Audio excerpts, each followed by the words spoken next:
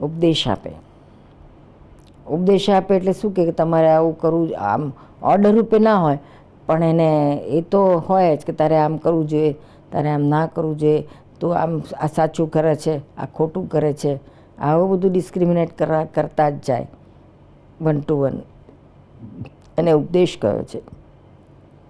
અને ઉપદેશ હોય ત્યાં સુધી પણ અહંકાર હોય, પણ એ આટલો બધો ઉઘાડો ને કશાઈ ના હોય, જરાક દબેલો હોય, મંદ હોય, પણ હોય તો ખરો, કશાય હોય તો ખરા જ. એટલે આદેશ અને ઉપદેશમાં કશાય સાથે પ્રરૂપણા થતી હોય છે. હવે પાટ ઉપર બેસીને કશાય સાથે પ્રરૂપણા કરવી એટલે શાસ્ત્રમાં એમ કહ્યું છે કે નરકે જવાની નિશાની છે. એટલે જ્યાં સુધી સમ્યક દ્રષ્ટિ ના થાય ત્યાં સુધી કોઈથી ઉપદેશ અપાય નહીં, આદેશ તો જરાય ના અપાય. એટલે ભગવાને તો કેવું સુંદર પોતાનું જીવન બહાર કર્યું હતું. એ તો ખાલી દેશના આપતા હતા. તે પહેલાં પોતાની જ્યારે તૈયારી થઈ, બધું તપ બપ કરીને કર્મો ખપ્યા, અંતર તપ, બાહ્ય તપને તો કંઈ મહત્વ, તપ તો બધાએ કરતા હોય છે, તેથી કંઈ કર્મો એવા ખપતા નથી. અંતર તપ, અંદરની જે બાહ્ય તપને અભ્યંતર, આ બધું થાય તો ઉકેલ આવે છે. બાહ્ય તપ કરું તો બધા કરી શકે એમ છે, આજે ઘણા કરે છે, તેથી કંઈ ભગવાન જેવું કંઈ પ્રાપ્તિ થતી નથી. કારણ કે અભ્યંતરમાં, અંતરમાં જે વસ્તુ હતી, કશાય રહિત થઈને તપ કરવાનું, એ ભગવાનની મોટામાં મોટી વસ્તુ છે. અને એક કશાય રહી સ્થિતિમાં રહીને તપ કરે તો જ બધા ખપે. શું? અને બાહ્ય તપ હો કે ના હો, પણ જ્યાં જ્યાં તમારા પ્રસંગોમાં કશાય રહીતા હોય તો કર્મ અંતર બધા કશાય ખપવાના જ છે, ખપ્યા જ ગણાય. શું? આર્ત ધ્યાન, રૌદ્ર ધ્યાન થવાના પ્રસંગો આવે ત્યાં પોતે ક્ષમતામાં રહે એટલે સમજી જાઓ કે અંદરથી તમે એટલું ચોખ્ખું થયું, તમે કપાયા. એટલા કશાયો, આર્ત ધ્યાન, રૌદ્ર ધ્યાન કરનારા કશાયોને ખપાઈ નાખ્યા. એટલે આવી રીતે ભગવાન આવી રીતના અંદરનું પણ ચોખ્ખું કરતાં ગયા. એમને તો બહુ સૂક્ષ્મમાં જ ચોખ્ખું કરવાનું હોય, સ્થૂળમાં તો બધું પૂરું થયેલું હોય. અને આપણે જેને સ્થૂળ ને ઉઘાડા કશાય થતા હોય એટલે સમજી જવાનું કે આ તો ભગવાને કયા પ્રમાણેની વાત છે, થશે કે આપણે પ્રરૂપણા કરીએ કશાય સહિત તો નરકે જવું પડે. એટલે બહુ મોટું જોખમ છે. શું? ક્રોધ, માન, માયા, લોભ એને કશાય કયા છે. ગમે આ પ્રસંગમાં સામાન્ય દેખાય એવા તો થવા ના જોઈએ. અંદર પોતાને અંદર કદાચ થાય સૂક્ષ્મમાં, અને અંદરને અંદર પોતે એને સમાવી દે, એને મંદ કશાય કે છે ત્યાં સુધી ચલાવી લેવાય, પણ ઉઘાડા કશાય ના ચાલે. હવે આ તપાસ કરી કે આવું ઉઘાડા કશાય વગરના કેટલા છે અને કેટલા નહીં આપણે ઉપદેશ સાંભળી શકીએ કે જેથી આપણું કંઈક કલ્યાણ થાય.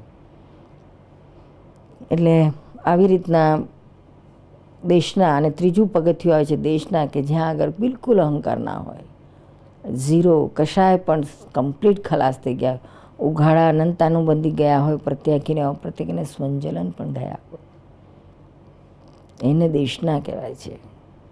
દેશના એટલે જરાય માલિકી વિલાની વાણી પર પોતાનું માલિકી પણ હોય જ નહીં. હું બોલે એવું થયું તો સમજવાનું માલિકી આવી ગઈ. આપણે તો ઘણા, તમે જોજો ખબર પડશે તમને કે કંઈક સરસ મજાનું વ્યાખ્યાન આપી આવ્યા હોય, પછી અંદર રહ્યા કરે, બધાને કેવું લાગ્યું હશે, ગમ્યું હશે કે નહીં ગમ્યું હોય, કેવો રિસ્પોન્સ હતો. પછી બધા આજુબાજુને પૂછે, હા કેવો રિસ્પોન્સ હતો, લોકોને કેવું કહેતા હતા, કેવું લાગ્યું તમને, હું કેવું બોલ્યો.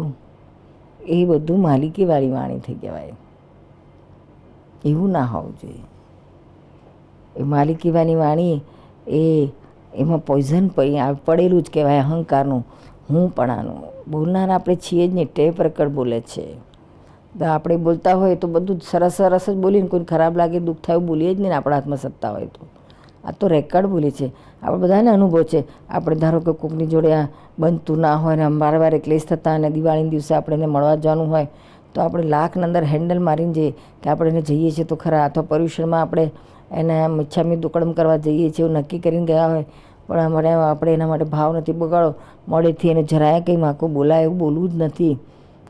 તોય પણ અંદર લાખ હેન્ડલ મારીને ગયા હોય ને તોય સારા દાડે કંઈક આપણાથી નીકળી જાય, છોટે ટોણાવાળી વાણી નીકળી જાય. આપણે લાખ નક્કી કર્યું કે મારે નથી બોલવું, તોય બોલી જાય છે ને. એટલે આપણા કંટ્રોલની વાત નથી. આ તો ટેપ રેકર્ડ બોલે છે. ગયા ભૂમાં જે રેકર્ડ આપણે વીંટેલી તે અત્યારે ઉકલે છે. આ વાણી એ ટેપ રેકર્ડ છે. આત્મા બોલતો નથી અને આપણે આત્મા સ્વરૂપે છીએ. એટલે આપણા હાથમાં આત્માના હાથમાં બોલવાની સત્તા નથી. આ તો બધા મિકેનિકલ છે બધું. અને એમાં ગયા ભાવમાં આ બધા સૂક્ષ્મ ભાવોથી આ બધું ચાર્જ થાય છે બોલવાનું. તે અત્યારે સ્થૂળમાં એનો રૂપક આવે છે અને રેકર્ડ વાગે છે. હવે અહીંયા પાછું નવું પોતે નવું ચાર્જ શું કરે છે? હું બોલ્યો એવું મહિમાં રહ્યા કરે, સૂક્ષ્મમાં રહ્યા કરે તો એ માલિકીવાળી વાણી થઈ ગઈ કહેવાય. અને એ પછી નવું ને નવું રેકોર્ડિંગ ચાર્જ થતું જ હોય છે. એટલે ભગવાન મહાવીરની કે બધા તીર્થંકરોની વાણી કમ્પ્લીટ માલિકી વિનાની વાણી હોય. જરા પણ હું બોલું છું એવું હોય જ નહીં. આ ટેપ રેકર્ડ બોલે છે. દાદા ભગવાન પણ કાયમ કહેતા કે હું બોલતો નથી, આ ટેપ રેકર્ડ બોલે છે. અને ક્યારેય પણ એમના મોઢે સાંભળ્યું નથી કે હું બોલ્યો કે હું કેવું બોલ્યો કે કેવું સરસ બોલ્યો. એવું ક્યારેય હોય જ નહીં. ટેપ રેકર્ડ બોલે છે, હું બોલતો જ નથી. એવું રહે તો પછી કેવું બોલે ને સારું બોલે ને ખરાબની વાત જ ક્યાં રહી? હા, એ ટેપ રેકર્ડ તમે સાંભળો ને અમે સાંભળીએ. અને એ જ વસ્તુનું જ્ઞાન આપણે બધાએ ફિટ કરવાનું છે. અને એ જ ફિટ કરતાં કરતાં આ પણ વાણી ટેપ રેકર્ડ છે. કોઈક આપણે ગાળો દે, અપમાન કરે તો ત્યાંય આપણે આ હાજર કે એ નથી ગાળો દેતો, એ અપમાન નથી કરતો, તો ટેપ રેકર્ડ બોલે છે. જ્યારે કળમથી બોલતી હોય ચંદુભી નાલાયક છે, ચંદુભી નાલાયક છે, ચંદુભી નાલાયક છે, એટલે શું આપણે પેલી રેકર્ડને થપ્પડ મારીએ?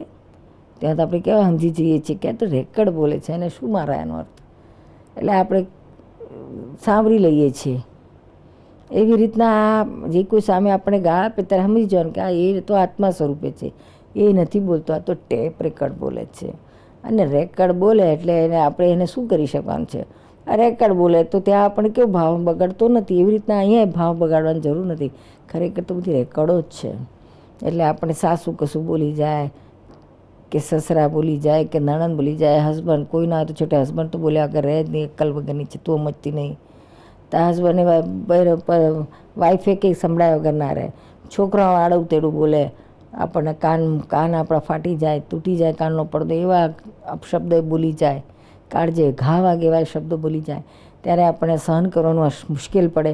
ત્યારે આજ જો આપણે ભગવાન પાસેનું જે જ્ઞાન હતું, જ્ઞાનીઓને જે જ્ઞાન આપ્યું, એ જ્ઞાન આપણે હાજર થાય કે આ ગાળો નથી બોલતા, આ તો ટેપ રેકર્ડ બોલે છે, એ તો આત્મા સ્વરૂપે છે, આત્મા બોલતો જ નથી ક્યારેય કોઈનો. એટલું જ જો અંદર રહે તો જરાય આપણને ભોગવટો ના આવે. એવું સરસ આ વિતરાગોનું તીર્થંકરોનું જ્ઞાન છે. એ જ્ઞાનને આપણે અનુભવમાં લેવાનું છે, આપણા પ્રેક્ટિસમાં લેવાનું છે. અને એ જ્ઞાન પ્રેક્ટિસમાં લેતાં લેતાં આપણે પણ તે સ્વરૂપે થવાનું છે. કારણ કે આપણે પણ આ બધું ભગવાનની ભક્તિ કરી, આ કરી તો ધ્યેય શું છે? એમણે જે બોધેલું જ્ઞાન છે તે આપણા જીવનમાં અનુભવ કરીને પચાવીને એ જે રસ્તે આગળ વધ્યા એ જ રસ્તે આપણે જવું છે ને મોક્ષે જવું છે. પછી આ પહેલાં એટલીસ્ટ બાહ્ય વસ્તુ આપણા હાથમાં નથી, એ આપણાથી ચેન્જ થાય કે ના થાય, પણ અંદરની વસ્તુની સમજણ તો આપણે ચેન્જ કરી શકીએ એમ છે ને. એમાં ક્યાં બહુ ઉપવાસ કરવાની જરૂર નથી, ભૂખ્યા રહેવાની જરૂર નથી. અંદરની સમજણથી આટલું કરે તો એ અંતર તપ થયું કહેવાય. કોઈ ગાળો આપે, અપમાન આપે, તે ઘડી આ હાજર થયું કે ટેપ રેકર્ડ બોલે છે, એ નથી બોલતો, તો આત્મા છે. અને જેને ગાળો આપે છે કોને આપે? ચંદુબીને આપે છે, પાટિયાને આપે છે. મને ક્યાં કહે છે? હું એ આત્મા છું.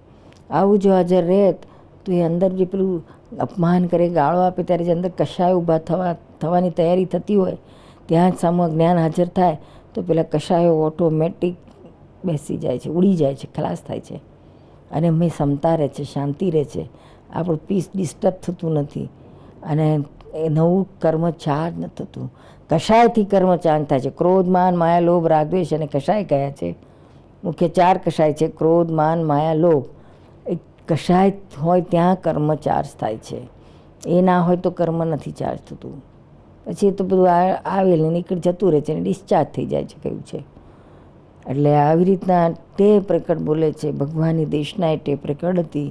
એ દેશનામાં શું હોય તો કે ધારો કે કોઈ ચોરી કરતો હોય, દેશના એટલે શું એનો દાખલો આપો, કોઈ ચોરી કરતો હોય તો આપણે જોઈએ ખરા કે આ ચોરી કરે છે, આપણે આંખોય જોયું હોય, છતાં એ આપણી પાસે બીજે દાડે સામું આવે તો આપણને એના માટે અભાવ તો થાય નહીં ને પેલો અભિપ્રાય ના રહે કે આ ચોર છે એવું. પણ છતાંય વાણી નીકળે એના માટે, એને કંઈક સારા રસ્તે વાળવા માટે, તો એમ ના કહે એને કે તું ચોર છે, તું ખોટું કરે છે, આ છે. એ તો બધું આદેશ ઉપદેશમાં થઈ ગયું. દેશનામાં તો ખાલી સહજપણે વાણી નીકળે કે ભાઈ ચોરી કરવાના પરિણામ શા અને ચોરી ના કરવાના પરિણામ શા. બંનેના પરિણામોનું જ વર્ણન કરે. That's it. પછી સાંભળનારો પોતે આ પરિણામોનું જજમેન્ટ એને અંદર વલોપાત થાય ને એને અંદરથી જ સ્ફુરે કે ખરેખર ચોરી કરવા જેવું નથી. અને જેવું અંદરથી આને ઉગ્યું ઓટોમેટિક એ ખરી પડે. એટલે તીર્થંકરોની આ દેશનાની ચાવી આ હતી. એ દેશનાથી ઓટોમેટિક અંદરથી બધો કચરો કશાયો ખરી પડે, એની મેળે ખરી પડે.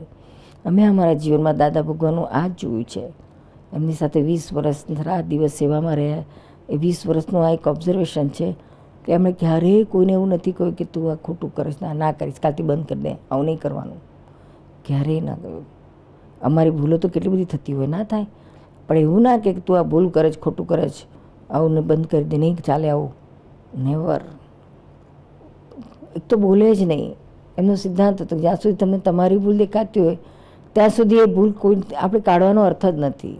એને દેખાય છે, એને પોતાની અંદર ગિલ્ટી ફિલિંગ થાય છે, પછી કહેવાનો શું અર્થ છે? કઈ ભૂલ કહેવાય કે જેને એની ખબર જ નથી પડતી. ભૂલ થાય એનું મહત્ત્વ નથી, પણ ભૂલ થતી આપણે ખબર ના પડે તે વધારે અગત્યનું છે. એનાથી વધારે કર્મ બકબક બંધાય છે અને આપણે બહુ જ મોટું નુકસાન થાય છે. એટલે ભૂલ આ દેશનામાં કોઈ દિવસ કોઈની ભૂલ ના કાઢે. દાદાએ પણ ક્યારેય ભૂલ નથી કાઢી. હા, બહુ હોય ત્યારે સહેજ સાધારણ ટકોર કરે, દેટ્સ ઇટ.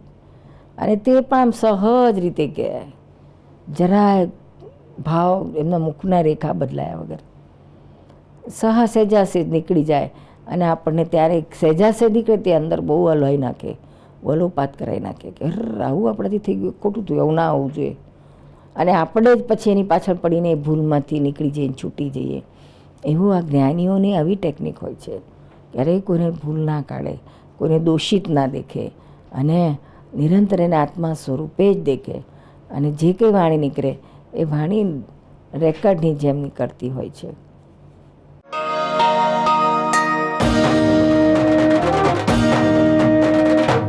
છોટા કાશી તરીકે ઓળખાતું જામ સાહેબનું જામનગર શહેર, જેમાં આકાર પામ્યું છે દાદા ભગવાન પ્રેરિત નિષ્પક્ષપાતી ત્રિમંદિર.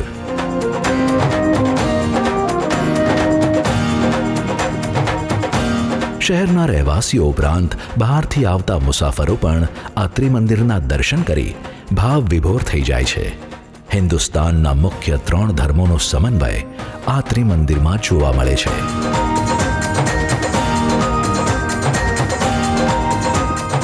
વિવિધ સુવિધાસભર આ ત્રિમંદિરમાં વિવિધ તહેવારો પણ ખૂબ જ ધામધૂમથી ઉજવાય છે. આપ પણ આ ત્રિમંદિરના દર્શન કરી આનંદના મહાસાગરમાં ડૂબકી મારવાનું ચૂકશો નહીં.